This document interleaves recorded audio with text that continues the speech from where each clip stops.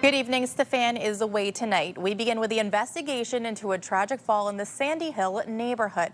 A young boy is dead after falling from an apartment building window last night. Emergency responders were called to the high-rise on Laurier Avenue East near Nicholas Street around 6:45 p.m. CTV's Dylan Dyson starts us off. It's so sad. Police tape marks the location where a child landed after falling out of an apartment window. I saw a bunch of emergency vehicles pull up, police cars, fire trucks, paramedics, and I saw the fire truck go like in the back with the ladder, and they were all rushing to where the garage area was. Paramedics say they were called to this apartment building at 50 Laurier Avenue East Monday evening, where a boy younger than 8 years old was found with serious injuries. There was a significant height given his condition. The paramedic tried to stabilize his condition on scene and during transport to the hospital, where he was in life-threatening condition. And unfortunately, this morning, Ottawa police confirmed that he passed away. Police have not revealed the height from which the child fell. It's not something that you want to happen in your community. This is our village. We care for one another, we take care of one another, and this to happen to our child, it's horrible. Residents of the apartment building say on Tuesday they received notice that property management company Homestead would be visiting each apartment to inspect and secure the windows. CTV News contacted Homestead for comment, but did not receive a response. It doesn't open more than this, and it's usually locked in like that, but people do manage to unlock it. I don't know how someone could fall out because I don't know how the other rooms are set up. I only know my apartment. Like the window only cracks open a little bit, and there's how can you say it, like mesh separating it.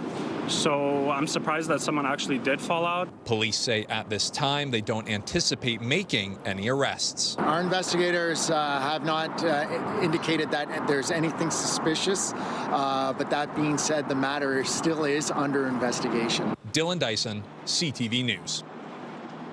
We now have a statement from the Property Management Homestead Land Holdings Limited, who say our hearts go out to the child's family and loved ones and to all those affected by this tragic loss.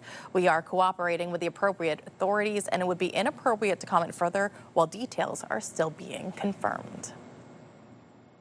A grieving son is opening up about his mother tonight after she was stabbed to death in her Barrhaven home last week. Her other son has been charged with second-degree murder. Laurier Farahani says he wants his mom to be remembered as a loving person with so much light to share. CTV's Leah LaRocque reports. Farnaz Farahani was known to many as Nancy, but to her oldest son, Arya, she was simply Mom. The moment you met her, you knew her.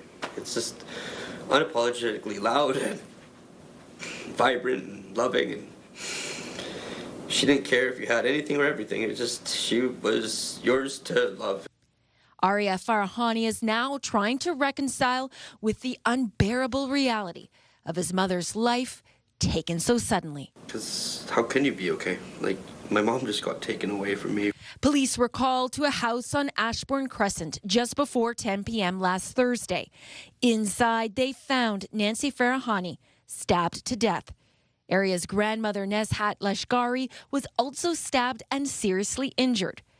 Arya heard the news first from a friend. And the worst part is I didn't even need to talk to them to know who did it. There's only one person in this planet that could have done it. The following day, police charged Party Shah, Arya's 30-year-old brother, with second-degree murder and attempted murder. The allegations have not been proven in court. She wasn't a victim. This is a woman that loved. This is a woman that always would forgive. Even if she could forgive him right now, she would. If she could still tell him he's welcome in her heart, in her house, she would. I wouldn't. She would. Arya says his brother suffered from mental illness and they hadn't spoken in years, and that put a strain on his relationship with his mom. My mom was always wanting us to reconcile, was always wanting us to be friends, brothers. Arya says he has barely been able to sleep or eat. He's also taking calls from those who loved his mother and are wishing his grandmother a recovery. She remains in hospital. But there is one conversation Aria wants, but knows it just can't happen. I miss you. I wish I could hear you one more time. Give me a hug. I'm sorry that I haven't said I love you enough, but I get to go on the news and say I love you. That sounds pretty cool to me. I'm sure she can hear me from wherever she is. I love you, Mom. Leah LaRocque, CTV News.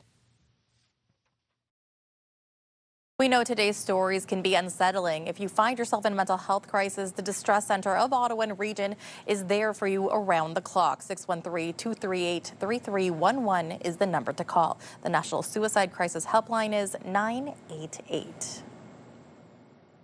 Well, we saw some light showers in parts of Ottawa today, but mostly cloudy skies for really parts of eastern Ontario. Here's a live look through our Centennial Glass Sky Cam where no rain in sight. It is 14 degrees out there right now. We are anticipating mainly cloudy skies for our overnight, but we do have a rainfall warning in effect. This is in place from Wednesday evening into Thursday morning where we could see intense heavy rainfall moving through, anticipated 30 to 55 millimeters in total, and this is likely going to focus around the Smiths Falls, Cornwall, Brockville area. It will have clear skies for the morning, but this will likely occur around 3 p.m. in the evening, so we could see as well the chance of thunderstorms moving in as well, and it is expected to move through until Thursday morning. Taking a closer look now at our temperatures, about 15 degrees, 16 degrees, the anticipated daytime high. Again, cloudy skies for most of the morning, but by the time the afternoon, evening rolls around, we are anticipating mainly rainfall moving through. We'll get a closer look at your long-term forecast in just a bit. Well, to Kingston now, where a safety alert was issued by police this afternoon after 2 pedestrians were reportedly shot by an airsoft gun. This all started around 12:30 this afternoon in the area of Russell and Patrick Streets. Kingston police received reports of someone being shot in the face with a projectile fired from an airsoft rifle from the back of a moving vehicle. They were taken to hospital. Now, just 5 minutes later, police responded to a second incident on Palace Road near Park Street, where someone else was hit several times. We don't have an update on their conditions. Police have released, though, pictures of the suspect vehicles in both incidents. This is what they're looking for, a dark-colored Ford F-150. They say 4 people were inside at the time, and here's more from police. Anyone who's seen an airsoft lately knows that these guns now are manufactured to look identical to firearms. So if you brandish this to a member of the public, and that includes police officers, we don't know if it's a real firearm or not, and it's always treated as a real firearm first until we can determine that it's not. Police believe the incidents are connected because of proximity, but don't know whether the victims were random or specifically targeted. They're going through surveillance video to track where that vehicle went and asking anyone with information to contact them. If you see the truck, do not approach, call 911. Well, to the Ottawa courthouse now, where the driver accused in the hit-and-run death of a crossing guard pleaded guilty to one of the charges he's facing. In court today, Xander Wright admitted to leaving the scene of the fatal collision, but pleaded not guilty to dangerous operation causing death. 55-year-old Peter Clark was struck and killed by a vehicle while he was helping kids get to school on March 23rd. Wright's lawyer says it will now be up to the courts to decide whether Wright's driving by law was dangerous. There's no question as to who did this. There's no question about the very tragic result, the death of Mr. Clark. There's no question that it was caused by Mr. Wright. The question will be was this particular pattern of driving enough in law to be considered dangerous? Trial dates have not been yet set. Wright is back in court on May 8th. Turning now to Parliament Hill, where Mark Carney's new majority government is providing a fresh look at the country's finances in the spring economic update. Here in the National Capital Region, many are keeping a close eye on the economic update and what it could mean for the federal public service. CTV's Austin Lee reports. Canadians are facing economic headwinds. A trade war with the United States and the conflict in the Middle East are dominating headlines, but financial crime is a persistent problem for everyday Canadians and businesses. And there is a lot of worry on the part of business owners that there isn't really a good agency or mechanism for those kinds of crimes to be investigated. Now the federal government is hoping to address the problem by setting up a new financial crimes agency. Police generally don't have a good pathway for that to be investigated and resolved.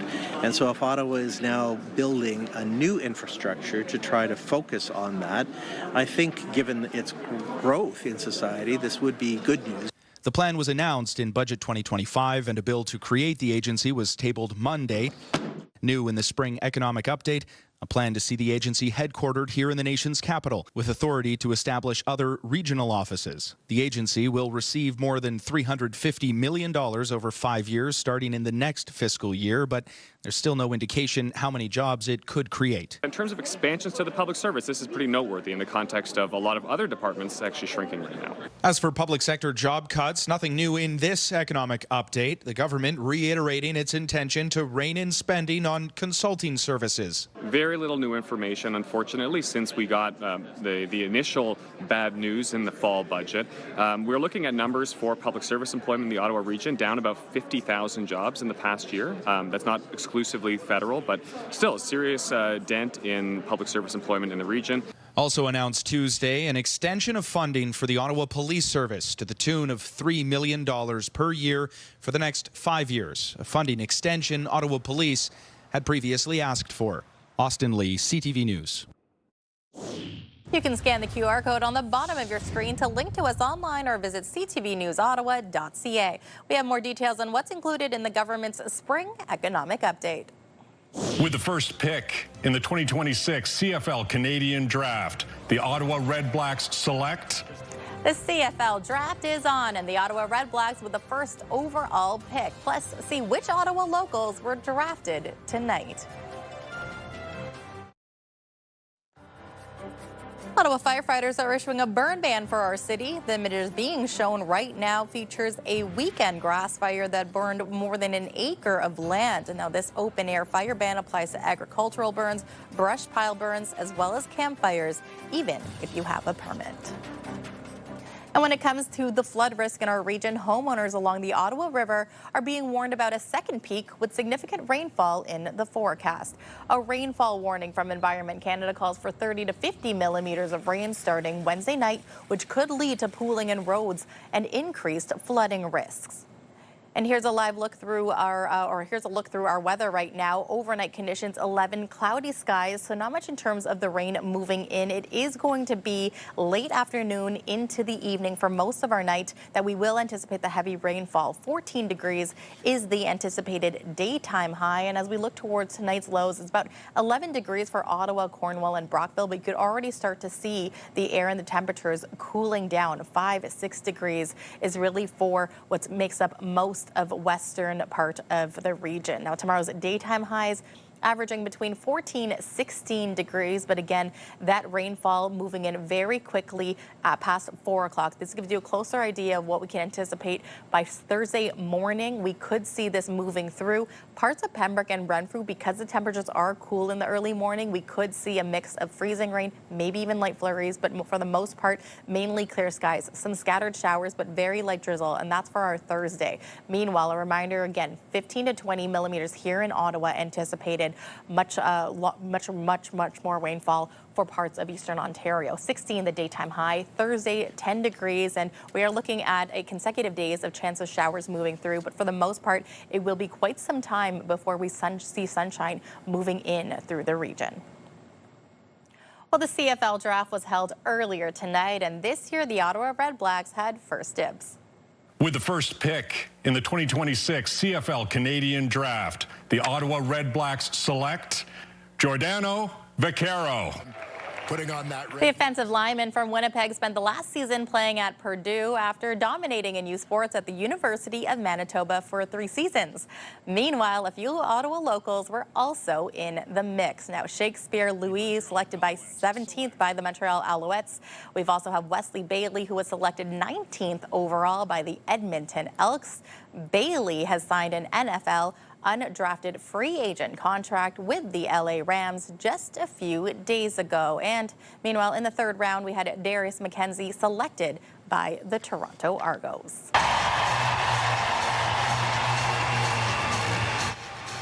More than 1.1 million fans attended the 120 PWHL games this year. That's an average of 9,300 per game, up nearly 30% compared to last season, including the playoffs. Now it's up also 71% compared to the league's inaugural season. The Charge playing in front of its largest home crowd ever earlier this month at the Canadian Tire Centre. And that's where they'll also be playing their home playoff games. The Charge will face the Fleet in Game 1 of the series tomorrow in Boston. This is the best of international sport. This is sport at the highest level, and this is what we want to see. The world's top women's rugby teams return to Ottawa this fall for a rematch of the World Cup. On October 23rd, TD Place will host Canada's women's rugby team versus top-ranked England in the second stop of the rugby rematch tour. Now, Canada's stature in women's rugby is growing. The team is ranked third in the world. So in KFLNA, 1 in 4 families experiences food insecurity. And just ahead, a unique way to tackle food insecurity in Kingston. An organization gets an unused school cafeteria back up and running. Get the latest live local breaking news. Sign up now for our morning and evening CTV News Ottawa newsletter. The best local content from CTV News, Your Morning Ottawa, and News Talk 580 CFRA. Get it all in one place. Sign up now at ctvnewsottawa.ca. The CTV News Ottawa newsletter is brought to you in part by CAA Business. Thank you, everybody. Congratulations. OC Transpo is recognizing bus drivers who go above and beyond when it comes to safety. In an annual ceremony today, employees were presented with awards for reaching significant accident-free milestones and for their exceptional responses to safety and security issues. Well, as more families face food insecurity, a group in Kingston is looking to give as many kids as they can access to hot, nutritious meals. And they're doing it all out of a school cafeteria that has sat dormant for years. CTV's Kimberly Johnson has more. It's been years, but this school's kitchen is bustling once again. Today is the mac and cheese that has the addition of some squash in it, which has become a favorite. Chef Suzanne Neymenes is packing up hundreds of meals for a hot school lunch program, using a school cafeteria kitchen at Regiopolis Notre Dame Catholic High School in Kingston that has sat here unused since the pandemic. Something very different than this physical space is actually used to as well, so it's been fun. The program is part of the Food Sharing Project, which has been providing kids in Kingston with nutritious food for decades, and recently expanded to providing hot lunches. Organizers turned to Kingston school boards after a number of kitchens inside schools shut during the pandemic and never reopened because they weren't financially viable to run. So there was no use being made of all of these very amazing commercial kitchens. Moore says the school and Catholic board donated the space, as well as the deep cleaning it needed. The Food Sharing Project also upgraded the equipment. We have been hearing so much about how hungry kids are at school, about how school coordinators are having to increase their orders every week because the kids are eating everything that they put out, and that kids are looking for something more hearty. Now, more than 1,500 meals are prepared here each week for high school and elementary students. And officials say with 1 in 4 families facing food insecurity in this region, more students are signing up all the time. There's more community being built in the cafeteria as well amongst students. Giving kids the opportunity to explore nutritious things, try new things, take risks. It's really important to ensure that students are fed so they're successful. Kimberly Johnson, CTV News. I saw his screen time, which was, above average. And if I want him above average, it should be school, not screen time. Tracking how much time tweens and teens spend on their smartphones daily, our CTV health reporter has this story after the break. Ottawa is always on the move. We're a big city with a laid-back vibe, where foodies love their sweets and markets bursting with flavor, wrapped up in waterways and hot summer days. This is a city where culture is on display and the future meets the past. where people come together. Always proud Often loud. Whee! and positively the best place to live. We move with you, Ottawa.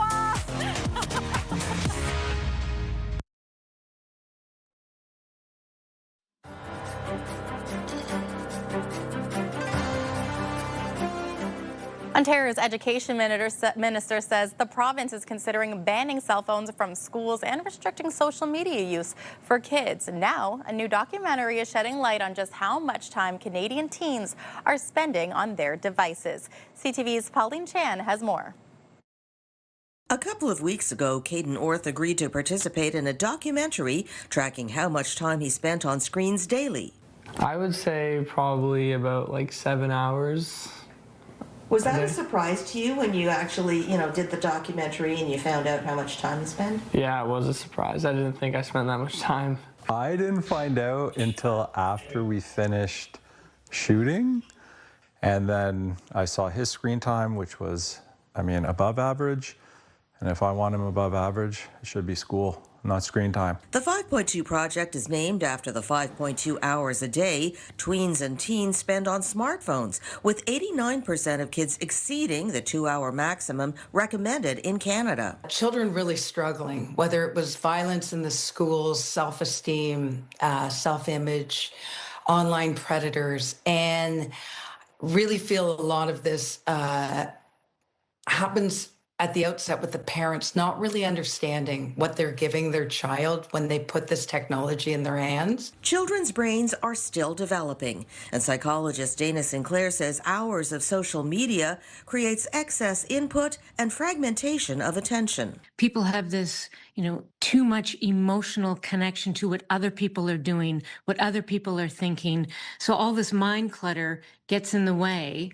All the comparisons out there, and it prevents people from advancing themselves. The federal Liberals have talked about banning social media for kids under 16. Manitoba has already pledged to do this, and Australia banned social media for under 16s last December. Margot Deneme is a former Crown attorney who started raising awareness about digital dangers, or RAD, a couple of years ago. There's a multitude of issues that we address, and we do it together in a non-fear-mongering way, but an educational way to empower parents. So that's why I'm thrilled about this film. Overwhelmingly, the best advice is to put the phone down at certain times, in class, at meals. While Caden was always into hockey and other activities before the 5.2 project, he and his family are making a more conscious effort now to spend time on other things. The 5.2 project will be released on May 2nd, 5.2 on the calendar as part of Rogers' Screen Break initiative. Pauline Chan, CTV News.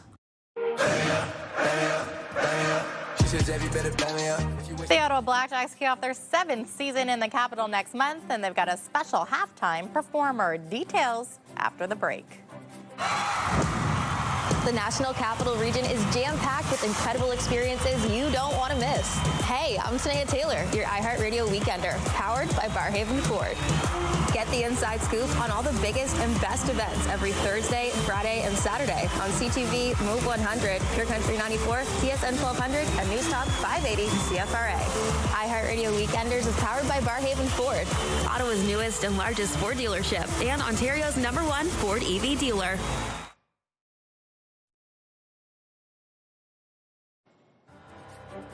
Here's a live look through our Centennial Glass Sky Cam. It's 14 degrees out there right now, and let's get a final check on our weather. Mainly cloudy skies for the overnight, overcast when you kick things off. Still fairly warm in the morning, 12 degrees.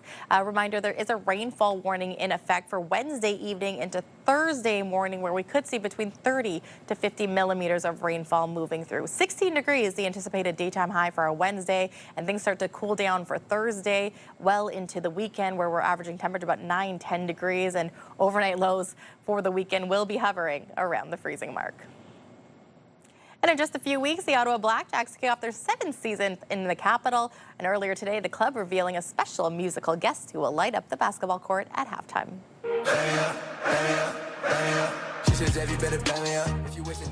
That's Canadian R&B singer Zav Trudeau, son of former Prime Minister Justin Trudeau. The 18-year-old who launched his music career last year says He's excited to perform at the Blackjacks game, adding Ottawa has such great energy. Now the Blackjacks play their first home game on May 12th. Well, that is it for us for Tuesday, April 28th. CTV News continues online anytime with our digital team, keeping you up to date at ctvnewsottawa.ca. You can also watch our newscast on the CTV News app anytime. And for news on the go, listen to News Talk Radio 580 CFRA. For all of us at CTV News, thanks for watching. Have a great night.